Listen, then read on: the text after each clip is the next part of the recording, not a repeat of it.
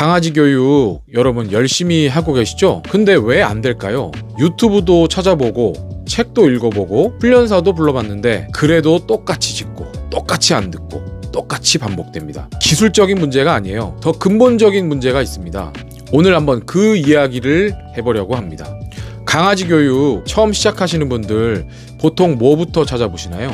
긍정교육이 맞는지, 클리커 훈련은 어떻게 하는지, 보상은 언제 줘야 하는지, 간헐적 강화는 또 뭔지. 근데 저는 그게 먼저가 아니라고 생각해요. 기술을 배우기 전에 고쳐야 할 게 있거든요. 그게 뭐냐면 반드시 강아지 교육을 하려면요, 측은지심을 버려야 됩니다. 이 말 들으면 많은 보호자분들이 많이 불편해하시는 분들도 꽤 많으세요. 아니, 강아지가 불쌍한데 어떻게 측은지심을 버리냐, 사랑으로 키워야지 왜 냉정해지라는 거냐. 저도 그 마음 압니다. 근데 저는 국가공인 훈련사로 수천 회 교육을 하면서 현장에서 보호자분하고 수백 마리, 수천 마리 강아지를 만나왔는데요, 이 측은지심 때문에 교육이 망가지는 경우를 정말 많이 봤습니다. 오늘 그 이야기를 한번 해보려고 합니다. 우리가 강아지를 볼 때 가장 먼저 드는 감정이 뭘까요?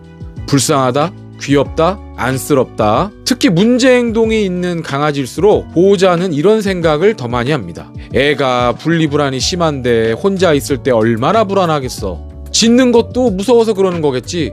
어릴 때 힘들었나 보다. 이 마음 자체는 나쁜 게 아니에요. 근데 사람으로서 너무 자연스러운 감정이기도 하죠. 하지만 이 감정이 교육을 방해하기 시작할 때가 바로 문제가 됩니다. 예를 하나 들어볼게요. 강아지가 계속 짖어요. 보호자분들은 이렇게 말씀을 하시죠. 왜 그래? 무서워서 그래? 괜찮아, 괜찮아. 그러면서 안아주거나 쓰다듬습니다. 그런데 이 강아지 입장에서는 이게 어떻게 바로 느껴질까요? 아, 내가 짖는 게 맞는 행동이구나. 이 상황은 정말 위험한 상황이구나. 보호자가 같이 긴장하고 반응하고 있기 때문에 더 이런 느낌을 갖는다는 거죠. 그래서 실제로는 보호자분들은 달래고 있다고 생각을 하지만 실제로는 강아지의 짖는 행동을 강화하는 겁니다. 우리가 이제 소파에서 안 돼, 내려와. 그럼 강아지가 잠깐 내려오죠. 근데 그 순간 강아지가 크고 동그란 눈으로 쳐다봐요. 그러면 보호자분 마음속에서 이런 생각이 올라옵니다. 너무 혼냈나? 상처받으면 어떡하지? 그러면서 결국에는 안아주죠. 강아지는 이걸 배웁니다. 저 눈빛을 쓰면 혼나다가도 된다. 다음번엔 더 빠르게 그 눈빛을 쓰죠. 보호자분들은 또 무너집니다. 이게 반복되면서 강아지는 측은지심을 전략적으로 활용하는 법을 배우게 되는 거죠. 사실 교육이라는 건 감정이 아니라 구조거든요. 근데 불쌍함, 안쓰러움, 미안함으로 접근하면 거의 대부분 실패해요. 이 강아지는 인간의 감정을 이해하는 존재가 아니라 패턴을 배우는 존재이기 때문인데요. 예를 들어서 아이가 계속 게임만 하고 숙제도 안 하고 학교도 안 가요. 아이고, 우리 애가 힘들어서 그런 거겠지. 그래서 그냥 놔둬요. 이게 사랑일까요? 아니죠. 이거 방치죠. 똑같습니다. 강아지도.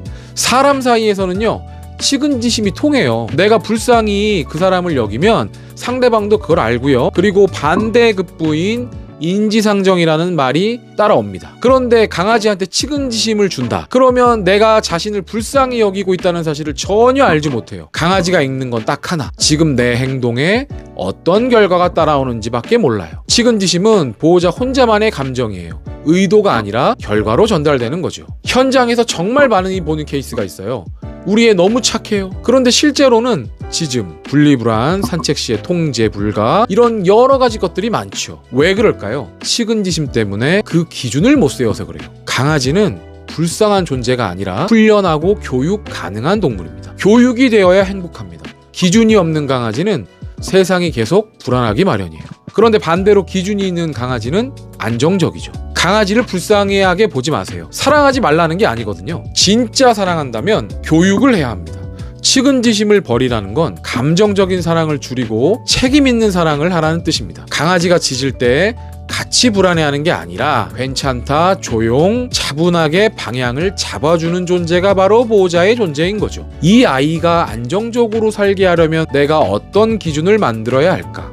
이 질문을 하기 시작하면 교육은 완전히 달라집니다. 오늘 이제 정리할 건데요. 강아지 교육에서 가장 방해가 되는 감정, 측은지심입니다. 불쌍함으로 접근하면 교육은 바로 무너집니다. 그러나 기준과 구조로 접근하면 강아지는 훨씬 안정되죠. 앞으로 이 채널에서는 조작적 조건화, 보상 타이밍, 간헐적 강화, 그리고 국가 반려동물 행동지도사 실기까지 전문적인 내용들도 전부 차근차근 다룰 건데요. 기술은 나중에 배워도 돼요.